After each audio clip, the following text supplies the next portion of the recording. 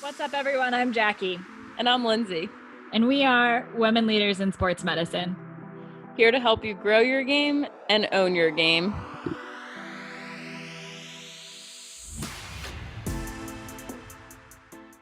Awesome. Well, thanks everyone for joining us today. And special thanks. We have the Director of Strength and Conditioning at Eastern Connecticut State University, who is in charge of all 16 varsity teams.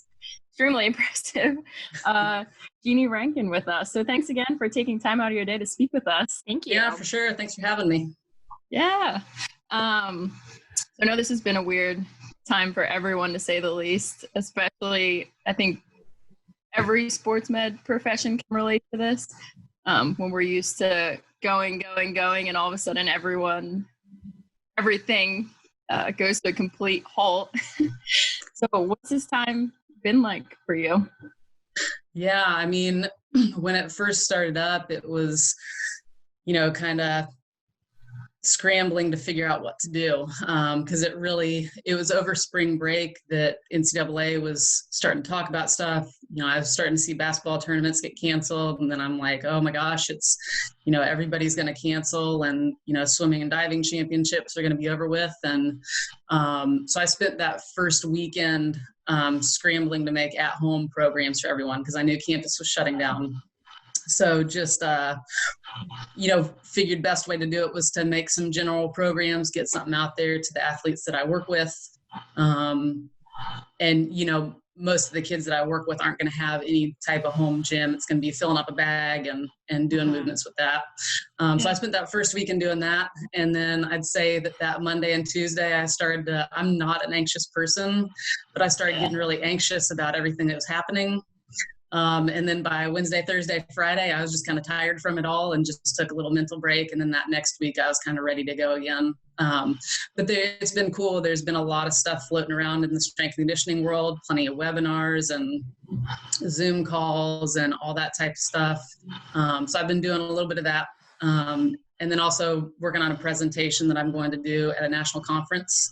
And then catching up with friends and family and kind of working on some of that professional development that it seems like for 11 years has been a little bit on hold, because you're just go all the time. So it's been weird not having athletes to coach, but it hasn't been as terrible as I thought it would be.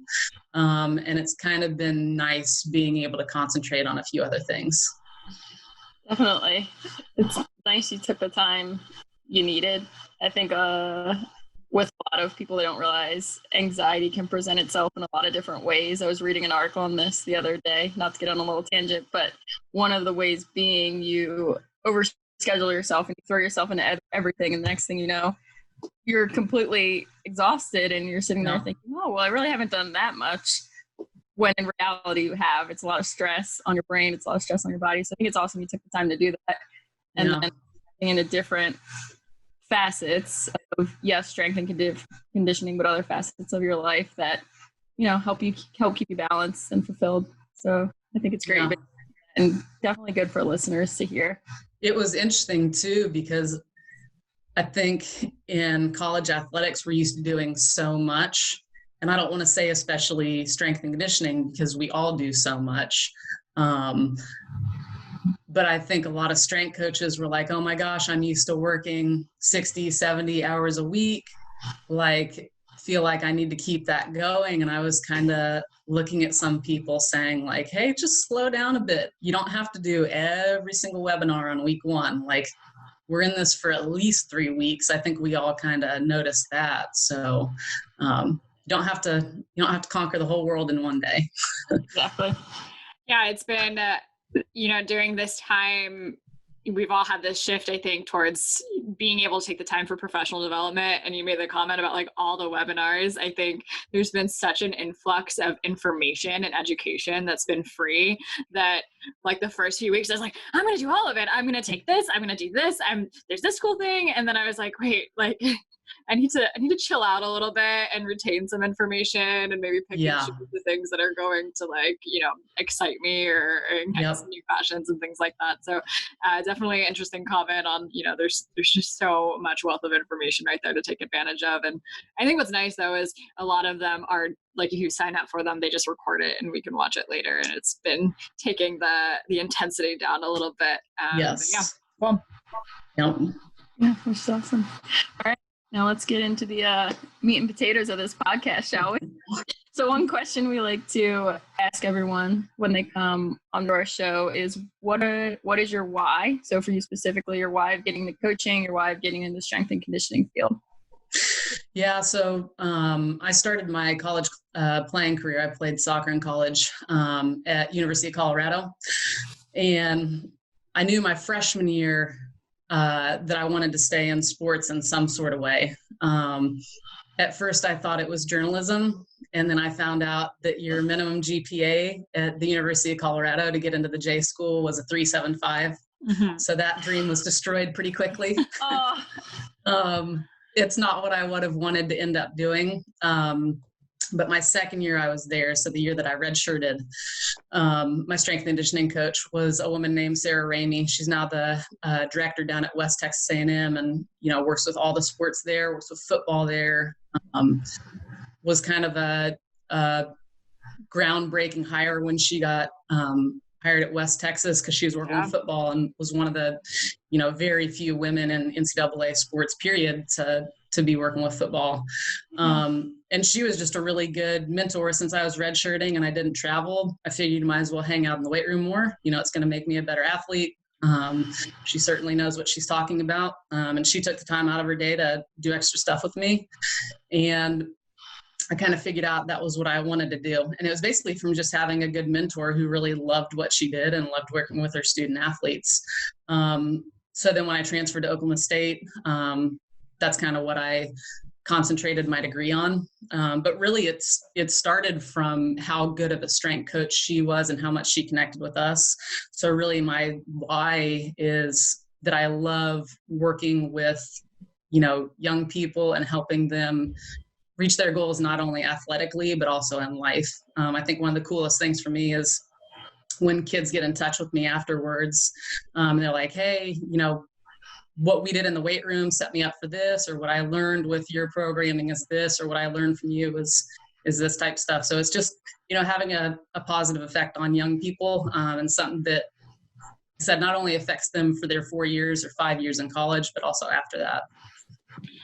Yeah, that's amazing. I think kind of speaking to the idea of mentorship, we don't realize that we very soon turn into the mentors, which is a really cool process. And I think we always meet those people in life that really show us like our passions and start creating these ideas for us. Maybe journalism isn't for me, but I really like what you're doing.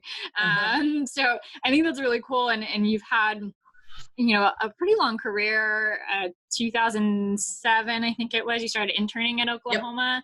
Yep. Can you kind of shed some light on your journey in strength and conditioning, where you came from, where you are now, and kind of how you got into some of those opportunities? Yeah. So I actually got interested in strength and conditioning in high school. I went to a little private school in Oklahoma City, and Lance Walker was actually my strength coach. And he's kind of, a big name in all sorts of fields, but he was our strength and conditioning coach. He was the athletic trainer. He was the PT, he was everything. And so I learned a little bit of the Olympic lifts there. He worked with every single sport, so it wasn't necessarily tailored to women's soccer or anything like that, but I enjoyed what I did in the weight room. And like I said, that the love for the weight room grew throughout college. When I was playing at Oklahoma State, I actually tore my ACL in September of my redshirt junior year. And the doctors talked to me and said, hey, your legs are pretty strong. You're a goalkeeper. We would never tell a field player this, but if you wanted to, we could brace it up. You could finish out your season. And I said, the only reasons you're doing this, because you're a goalkeeper and because your legs are really strong. And my whole family is doctors. They actually knew them. And I knew what would happen if anything went wrong. That was for sure. Mhm. So it was 1,000,000% my choice. But it was interesting because they said, we don't want you to lift in the weight room. And I don't know all the specific reasons for that. But I went from having a 24-inch vertical to then throughout season, the only thing we took out was the weight room. And at the end of the season, I had a 20-inch vertical. Mm. And for someone who's 5'5" on a good day, who's a goalkeeper, that's not very good. And it affected my game a lot. So that there were a lot of lessons I learned through that. And that's, I still talk to recruits now about that's how much the weight room affects your performance, but also, thankfully I had a great strength and conditioning program before that. So I actually had the opportunity to play out that season instead of having to lose the entire thing because it was too late for me to redshirt at that point. So I think I learned a lot of stuff from that also. Interned at Oklahoma State. As I was finishing out grad school, I had the opportunity to intern in the weight room there, lead a few groups here and there, just kind of sit back and learn and see what they did. Just kind of be a fly on the wall for everything. My first paid job was at the University of Arkansas. Sarah Ramey actually knew the one of the football strength coaches there. And my understanding is that I basically got the job because Sarah called him up and said, I don't know how she is as a strength coach, but I know if she's got a question, she's going to figure the answer out. That's the kind of person she is. And then I had a good playing career. I think I was a good hire for the University of Arkansas at the time. So that's really how I got my first job, was my work ethic as a college athlete. Going to University of Missouri, Kansas City, I got hired by Tremaine Carroll. He played football at Oklahoma State while I was playing soccer there. So it was we interned in the weight room together, had a really good relationship. He knew he could trust me 100%, and we really complemented each other. So things that he was really good at, maybe I struggled with a little bit, and things I was really good at, he struggled with a little bit. So when you're a 2-person department, that's what you need. So talk about ideal situation. Yes. Yeah. And he was a great boss. He wouldn't call himself a boss. He was a good leader. We worked alongside each other. It wasn't him over me, anything like that. But it was a really good fit, and it was perfect for me that time in my life. But really, so the connection right there, and that he knew he could trust me. That's why he brought me in. And then I'd say kind of getting to University of Kentucky, really, I knew one of the golf coaches there because, crazy story, she was one of my senior golfers at Arkansas. And then when I was applying to Kentucky, when I was applying to Kentucky, she was an assistant golf coach. That was my only in there. So really there's some other people they were looking into hiring. They were interested in leaving their jobs. I had, a pretty good resume for what they were looking for. And then I know Lucy, the golf coach, talked to the 2 guys on the hiring committee, kind of on my behalf from the point of view as an athlete. So that's really how I got that job at Kentucky. And then Eastern Connecticut State, my wife had gotten a job up here coaching soccer at UConn. Just decided it was time to stop with the long distance marriage thing. We've been distanced for most of our relationship. And actually somebody, Jay Mendoza, the guy who's leaving the job, had posted on Facebook. I had kind of told my network that I was looking to get a job up here, and I probably within 24 hours of Jay posting that on Facebook, I had 5 people reaching out to me saying, hey, there's this job at Eastern Connecticut State. You should apply for it. It's 15 minutes from UConn. And so it's what I found, though, is looking for jobs. A lot of it is telling your network that you're interested in moving on, stepping up, whatever the goal is. But if you don't let people know about it, nobody knows how to help you. Yeah, what a cool journey. I think kind of a couple of things that overarching themes. One being the power and importance of a network, but also not in the sense of just reaching out to people and getting to know people, but, you know, showing who you are as a person and showing your work ethic and showing the way you like to communicate, as well as your knowledge, kind of creating the network for you, right? Mm-hmm. So early on in your career, having someone speak for you because they know you're awesome and know that you're going to work hard for them, I think, you know, really shows that network isn't just you reaching out, but it's what happens in your day-to-day interactions and what you show people with who you're working alongside. Yep. I think that's a really powerful thing to kind of see. And then also just kind of commenting, you know, you kind of started talking about the boss as a leader, you know, really cool that your leader or your boss or your coworker, whatever you want to call him, Mm-hmm. you know, kind of viewed leadership as, you know, a leader is really understanding where I'm lacking and creating my team to know that I'm going to bolster our team up, and just kind of putting egos aside and experience aside and saying, hey, like, I know this person is going to help my athlete. I know this person is going to help my team. I'm going to help them in however I can, you know, to grow themselves professionally, but to understand, you know, that we all have strengths, we all have weaknesses. So Yep. really, really cool that you had that experience. And now I'm glad that you're, you know, heading it up in Connecticut and you're with your wife now. That's amazing. Yep. Yeah, it is. I mean, that's an example I've looked to a lot, is how he kind of filled in the gaps. And there's different ways of doing that, but he definitely, he knew his strengths and weaknesses. And that is one big thing I learned from True, is to recognize that stuff and don't shy away from it. It doesn't mean you're not good. It just means that you know what you're good with, what you're not good with. Awesome. I think another thing you inadvertently touched on too, Jeannie, is the importance of consistency. You know, every day when you're an athlete, you consistently have to show up, you consistently have to produce in order for the people who spoke on your behalf to speak so highly of you. And I think that is a good transition into our next question a little bit. You talk about how much you love, you know, coaching, how much you love strength and conditioning. You fell in love with the weight room.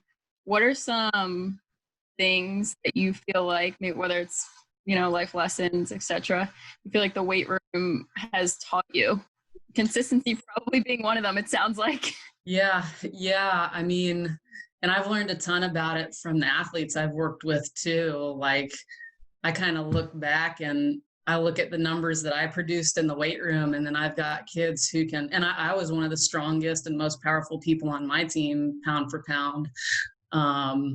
You know, could clean my body weight. I could, not that bench press is the most important thing, but I could bench press my body weight. My squat numbers were really good. And now, you know, my last job, I was at University of Kentucky, and I had a good number of female swimmers who could hang clean their body weight or more. I'm like, man, I must be a good coach if we can get them to do that. And you just, you know, you expect it to translate over to sport pretty well.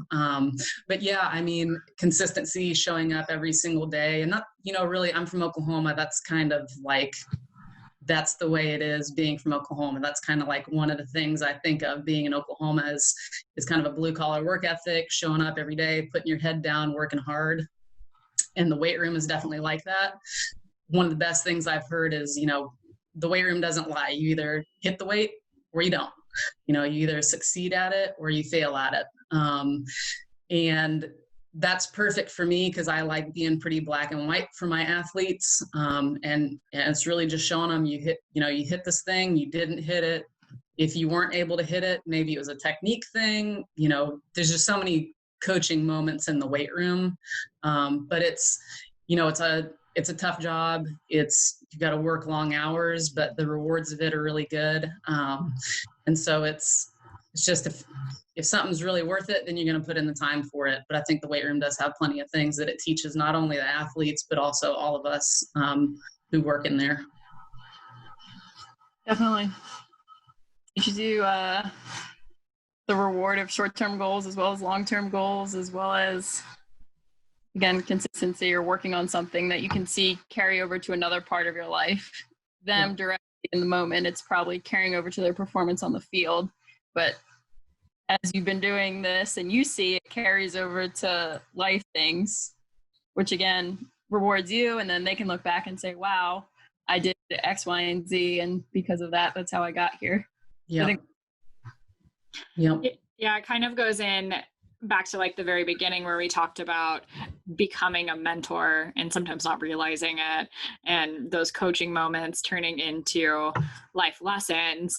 Kind of piggybacking off of that, what do you feel like through your experiences or now like really makes a good strength and conditioning coach, whether it be style or communication styles or helping them learn with you, whatever it may be? Yeah. I've got kind of, 5 things I wrote down before I talk to you guys. First thing is being a servant leader. I'm not crazy about that term because it makes it sound a little bit too much like, you have to be all the time in work mode. And I think it's definitely important to get away from that. You still got to take care of yourself at the end of the day and in order to be able to take care of other people. But I just mean you have to care about others a ton.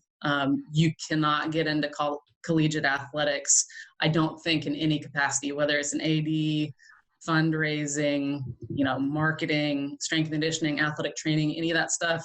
If you don't care about other people a lot, then you're not going to make it because it's way too much. You have to really care about the people you're working with, working for. I think I'm a bit more empathetic than a lot of people. My wife would probably attest to that.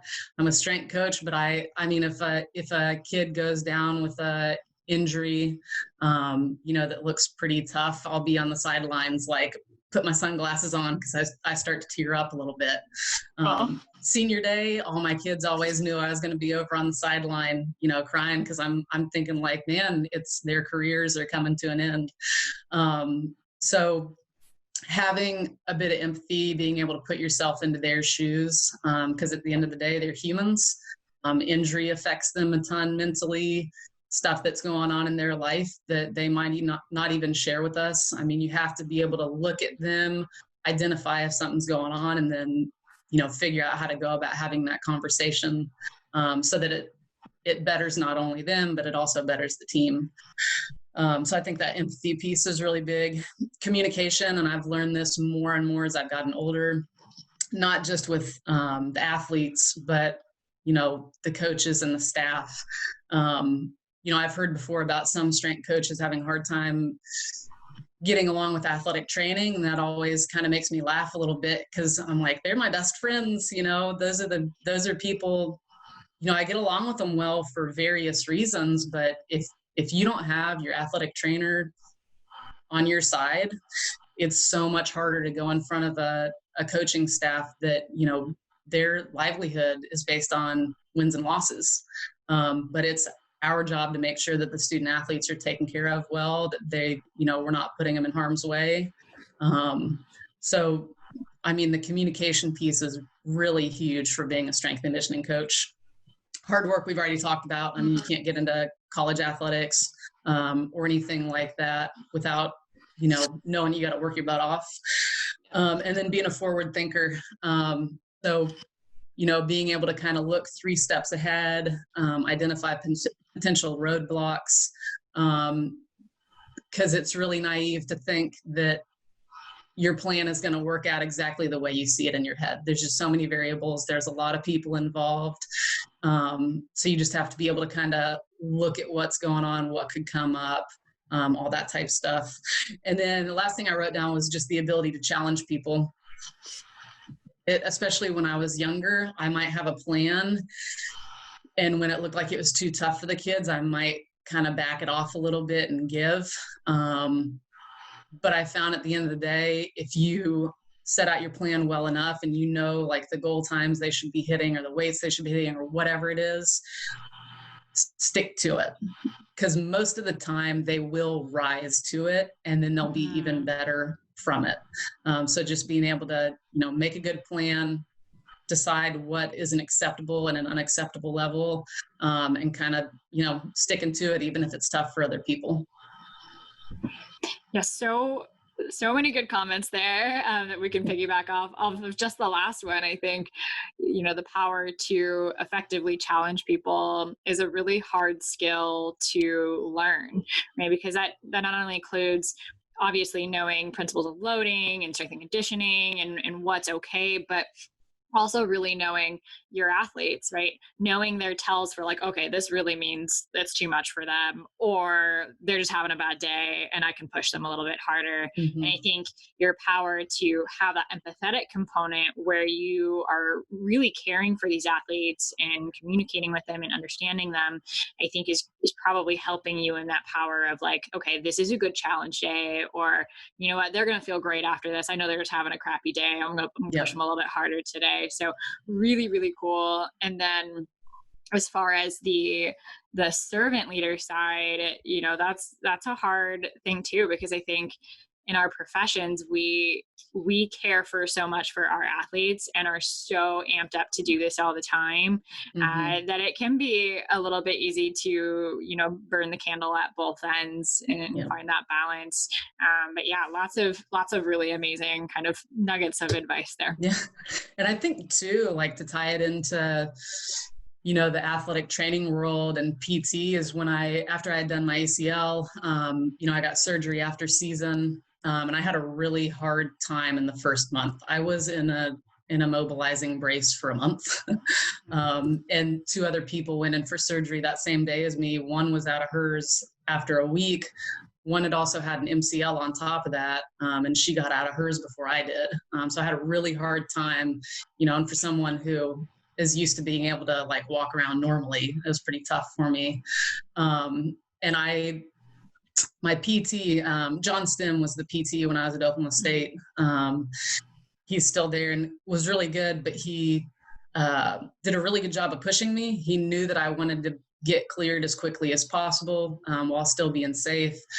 But I remember he had to do the range of motion stuff with me. Like I couldn't just pull on it myself. Mm-hmm. I saw other people being able to do that and I just could not. So he'd have to do that for me. And every single day I was crying because it hurt so bad.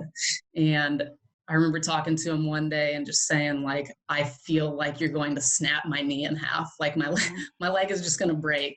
And he explained the process to me and explained like, this is what it feels like. And I know it feels like that. And since we had a good relationship before, I knew that he at least knew what he was doing. He explained the process to me. And so I said, okay, I'll keep crying every single day. As long as I get there, I trust you wholeheartedly. So I know I've thought about that too a little bit as I've been a coach is, they're really bought in when they get to that point where they're like, Coach, what do you want me to do? I trust you in your decisions. Mm-hmm. Yeah, definitely. I think everything you just mentioned in a great coach can be carried across almost any discipline in the sports med field. And all I was going to comment on the things you've mentioned is I personally love that none of the things you mentioned were, oh, well, you have to take this course. Oh, well, you definitely have to have this baseline. I think that's a mindset that a lot of younger individuals come out with. Instead of looking at it big picture where, all right, I'm training a person here. Yes, I need my principles, yada, yada, yada, but what are the things that at the end of the day are not only going to make them good, if I approach it this way, it'll make them great. So all I was going to comment is I love that each individual thing you mentioned is not a specific principle for strength and conditioning. Yeah, I mean, I think that's key. I think a lot of younger clinicians coming out, think that they need to do all those things to be great when, and sometimes it's just, you got to work your butt off and communicate and, show confidence and show good communication styles and, you'll get there too. And of course you'll take all the con ed and things like that, but it's not this like burn and grind at the beginning. I think we talk a lot about early burnout now with, sports medicine and young women coming into this career because they come in and they grind. And then in 2 years, all of a sudden I'm tired of it. And that's kind of sad. That's kind of sad to see. Yeah. Moving into, your experience now, we kind of talked about what makes a good coach. What also I think makes a good coach or good person is like dealing with certain obstacles and certain challenges in life. And, right now you're the strength and conditioning coach for all 16 teams. Is there any challenges that you found in doing that? And I know you maybe had that experience a little bit earlier in an interim time when you became the strength and conditioning coach, the main one at University of Missouri, Kansas City. So can you speak to some of those experiences for us? Yeah, I mean, when I heard about the job and saw, all the teams that it was with, it was crazy thinking, wow, how do you work with all those teams and do a good job with all of them? But it had been happening in that school. And the strength coach they had before was great, had a good connection with all the kids. Everybody on staff liked him, great personality. And at first I was thinking like, I don't know if I can do this. Like, yeah, I want to take it because it's close to my wife and that's something that needs to be, addressed. But it was just like, how do you work with all those sports and do what you need to do? And then it popped in my head, wait, I've done this before. So it was, I don't know why I didn't have that realization immediately, but yeah, when I was at UMKC, True took a job somewhere else. He went to South Carolina State. And so for 4 or 5 months, I was the interim director. And so during the summer, I had every single team to myself. And so hours were a little bit longer, harder to get home in the middle of the day to take my dogs out, stuff like that. But I was able to make it work, and it really afforded me the opportunity just to learn that you can do this stuff. If you're presented a challenge, figure out how to make it work. Don't think about all the obstacles, just figure out how you can make it work. So yeah, I mean, I'm not going to say that it's the easiest thing. Like, you have to realize you can't do everything for every team, but they're getting a pretty good experience on how to do stuff. They had an Olympic lifted before. You'll hear some strength coaches say that it's too hard to teach it. There's too many teams. If you know how to coach an Olympic lift and you know how to work with human beings and get them to do things they're uncomfortable with, it's not that hard. You have to know what you're talking about. You have to have standards, and then you have to figure out how to communicate that stuff with them. So every team at Eastern Olympic lifts in some sort of fashion. Most of them have learned how to do a hang clean. Some of them, we haven't quite had the time to get to it, so they're just doing a hang clean pull, which is way easier. But it's just about setting a goal, figuring out how to get there, and then kind of sticking to it. That's awesome. Yeah, it is kind of funny how your mind didn't immediately jump to, oh wait, I've done this before. But I think that's realistic of any opportunity that gets presented in anyone's life. At some point, you at first have a little bit of, I don't even want to say doubt, but just a subconscious thought of like, oh, can I do this? And then sitting there thinking about it, it's like, yeah, I can do this. I've had this experience. I've done enough. So I think that's awesome. And I mean, with this whole podcast and being able to talk about your experiences and your transitions, because you've worn a lot of different hats, which I think is really cool. It goes to show people coming up in the field that they have that opportunity too. There's different avenues you could take this career. So that being said, if you had maybe 1 to 2 pieces of advice that maybe you haven't already touched on, of someone coming up in the field, what is it that you would say to them? Yeah, I would say definitely in the beginning, asking questions. When I was at Oklahoma State, I was, just an intern. I hate to say that because everybody on staff is important. So I don't like it when people kind of minimize what they are and what they do. Interns are really important. That's one of the things we talked about at Kentucky is, yeah, your duties are different than mine as an intern. You have to clean the weight room. You got to do some of that grunt work, but also doing plenty of other things. Cleaning the weight room is not less important than programming for a team. But, you have to, when you're younger, be able to ask questions. When I was at Open State, I always say I didn't know what to ask. Like, I knew so little about strength and conditioning. I didn't even know what questions to ask. I kind of laugh about getting hired at Arkansas because I'm like, I don't know why they hired me. I had never written a program before in my life. All I had was my college experience and that I could work hard. So I look back on my programs that I wrote up back then, and every strength coach does, but it's just kind of like, why did anybody follow me? Like, these programs were not good. I look back and it's almost a little embarrassing. But I don't think I asked as many questions as I should have, but I also don't think I had necessarily enough knowledge to even generate those questions. So what I should have done is just ask some of the people I worked with, hey, can you sit down and talk to me about these few things? Maybe talk to me about your career, how you went through, and then questions start popping up after that. So just kind of soaking in as much knowledge as you can. I think going along with that is to listen and don't talk as much. We all say the older we get, the more we realize that we just don't know anything. But when I was, younger, when I was working at Arkansas, it's like, I'm going to change the world. This department's going to be so much better because of me. But just kind of sitting back, being humble, listening to what people have to say. I think it's a good point. Not burning out early, because I do think when I was younger in my career, I worked a ton of hours and I started to kind of feel that. I think it's really important to put the time in. And invest as much time as you can early, because I think as you get a little bit older, maybe you've got a family, maybe you want to have kids, that's certainly a struggle for women in the field, is when's a good time to have kids? Is there a good time to have kids? So just being able to realize that it's not like you get to start working less when you're older necessarily.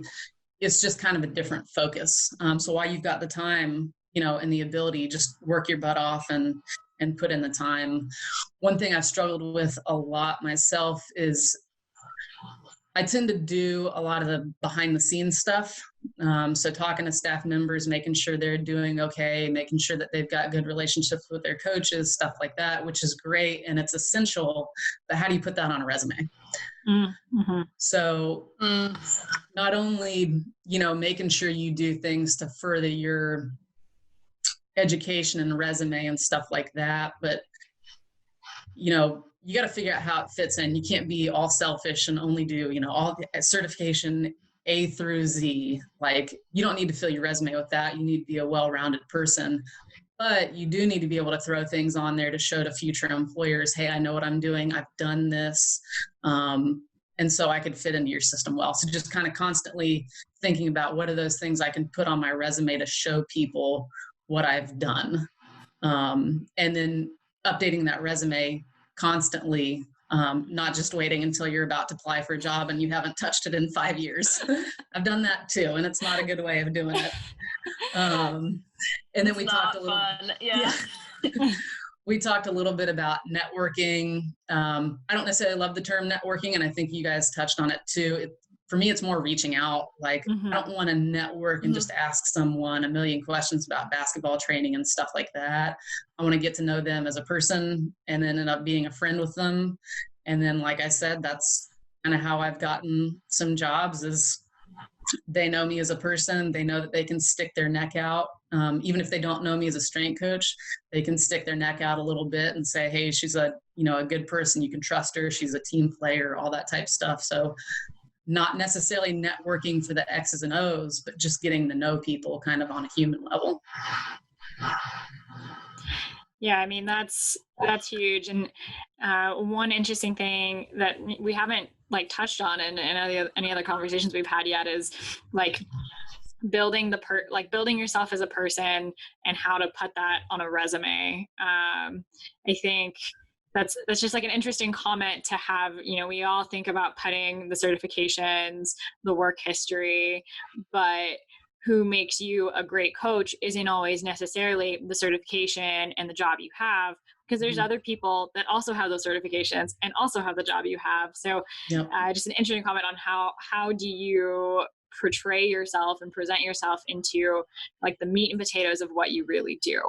Right. Because it's not just building a program and getting the athlete better. It's communicating in an interdisciplinary way, checking in with people, and really kind of growing you and your team. And that's what makes you an interesting person for people in your group of mentors or network or the jobs you're applying. So really, really interesting comment. I like that a lot. Yeah. All right, Jeannie. Well, thank you so much for joining us. Yeah. It was a wonderful chatting with you. And then you said you're presenting on something soon, right? Yeah. So the CSCCA it's a collegiate specific strength and conditioning association, similar to NSCA, but college specific. Mm-hmm. And they emailed me back in maybe September and asked if I'd want to moderate a cares and concerns of the female strength and conditioning coach roundtable, or if I'd want to, be involved in some other roundtables. And I was like, oh my gosh, you couldn't have picked a better. So I've been working really hard on that. The biggest thing I'm trying to figure out is how to present it to people in a non-offensive way. It's not me trying to complain about all these things. Everything I've been through, specifically as a female, has made me a better person, and it's made me want to mentor other people. Male, female, doesn't matter. We've all got our obstacles in life, and it's just kind of presenting that stuff in a way that people want to hear it. It's such a male-dominated field, and I think even when I was talking to some women about pregnancy issues, something I haven't experienced, it was like, whoa, that's happened. Or I didn't know you struggle with that because I've never been pregnant. So I don't understand pumping and breastfeeding and stuff like that. So I think if I don't know some of that stuff, how many of the male strength coaches that I work with know that stuff? So it's really what I want to do is, just present it to people and then have some follow-up conversations from that where everybody can discuss it without having to worry about, are they being judged for asking this question, stuff like that. That's definitely not the goal. I just want to kind of get a conversation rolling. That's awesome. I'm really excited to kind of hear that and hear how that goes. And I think there's a lot of power in just having that conversation and opening that conversation up. Because like you said, if I don't know about it and I'm a woman, how does anybody else know about it? So that's really amazing. Good luck with that. And we're looking forward to hearing more about it in the future. Yep. Sounds good. Appreciate it. Bye, Jeanne. Yeah. Thanks again. Yep. Thank you for listening to the Women Leaders in Sports Medicine podcast. This podcast is for you to take a step closer to your dreams. Visit www.womenleadersinsportsmedicine.com to join our roundtables, learn about our mentorship programs, and to let us know what you want to hear. Have a great day, and remember, it's your time to lead.